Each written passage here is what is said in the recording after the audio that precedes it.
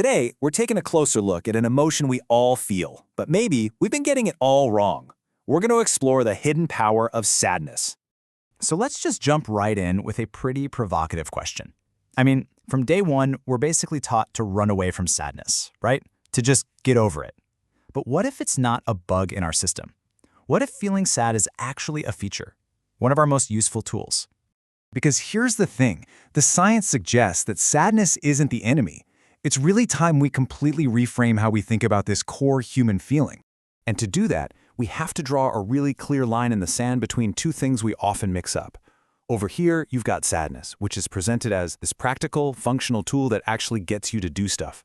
And over there, you have grief, which is, well, a whole lot fuzzier. It's more of a theoretical idea. And honestly, scientists are still debating a lot about it. And trust me, they are not the same thing.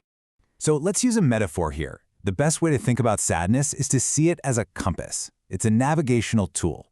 It doesn't tell you the entire layout of the forest you're in, but it gives you a direction. It points you toward north, showing you the way you need to go. Grief, on the other hand, it's like a disputed map. You know, imagine a map where a bunch of different people have all drawn different paths, and they're all arguing about which one is right.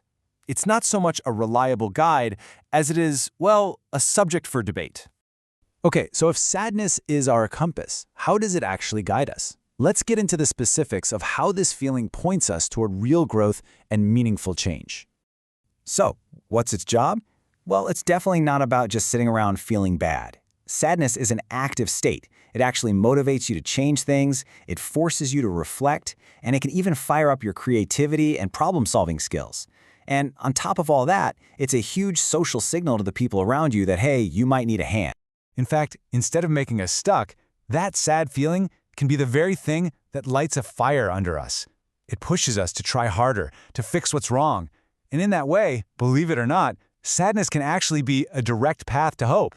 And this motivation creates a pretty clear pathway for growth. See, the sadness kicks off some serious self-reflection. And when you're reflecting, you start to reevaluate what you really care about, your goals, your values.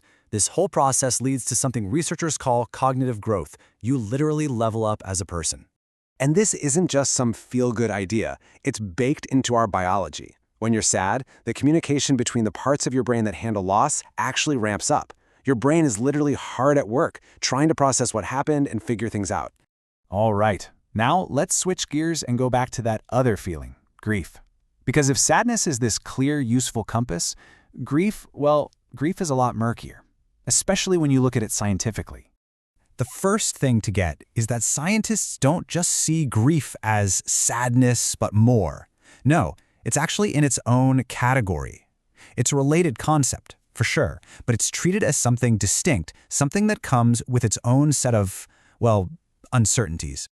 Now, most of us have probably heard of this one, right? The Kubler-Ross model, the whole 5 stages of grief thing. Denial, anger, bargaining. It's probably the most famous idea about grief out there. But, and this is a big but, while it's super famous in pop culture, its actual scientific validity is really debated. It's more of a theory than a hard and fast rule. It's not a guaranteed roadmap for loss, which just goes to show how uncertain the whole concept of grief is. It's that disputed map we were talking about. So, after all of that, what's the big takeaway? How can we use this idea of sadness as a compass and grief as a disputed map to actually, find our way? I think it really boils down to this. When we stop seeing sadness as a problem to be fixed and start seeing it as a functional compass, we give it a purpose. It's not just random pain anymore. It becomes a signal, a big, flashing arrow pointing directly at the part of your life that needs attention, effort, and care. So, I'll leave you with this thought. The next time you feel that familiar pang of sadness, are you going to see it as a problem you need to get rid of? Or will you see it for what it is, a compass, ready to guide you? It's all about perspective.